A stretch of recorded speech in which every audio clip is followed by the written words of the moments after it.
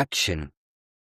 இப்போ நம்ம என்ன பண்ண போறோம்னா, ஒன்னோட பவர் எப்படி கண்டுபிடிக்கணும்? இப்போ 3 பவர் 2 அது என்ன 3 ஸ்கொயர் அது 9, 3 பவர் 3 அது என்ன 27, கரெக்டா? இந்த மாதிரி ஒரு நம்பரோட பவர் ஆஃப் இன்னொரு நம்பர் எப்படி கண்டுபிடிக்கிறேன்னு. இப்போ இதுக்கு ஆப்வியஸாக நம்ம வந்து 2 நம்பர் வாங்கணும்.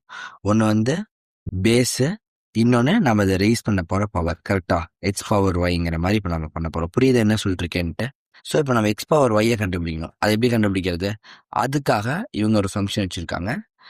அதுதான் மேத் டாட் பவ், அப்படின்னா பவர் ஆஃப், ஓகேவா? எக்ஸை வந்து ஒய்ங்கிற பவருக்கு ரைஸ் பண்ணுறோம். அதாவது எக்ஸ்குள்ள 5ம் ஒய்க்குள்ள 2 போட்டால் ஆன்சர் 25 வரும். 5 இப்போ 2ங்கிற பவருக்கு ரைஸ் பண்ணுறோம். புரியுதா? ஸோ எக்ஸுங்கிறத ஒய்ங்கிற பவருக்கு நம்ம ரைஸ் பண்ணுறோம். அவ்வளோதான்.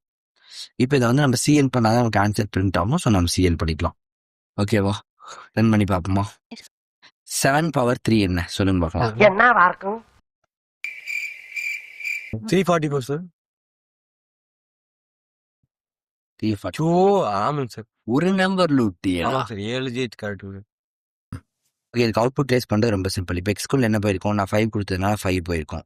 ஒய்க்குள்ள என்ன போயிருக்கோம்? நான் 2 கொடுத்ததுனால 7 கொடுத்தேன் எக்ஸ்குள்ள. ஸோ 7 போயிருக்கோம். ஒய்க்குள்ள 3 கொடுத்ததுனால 3 போயிருக்கோம்.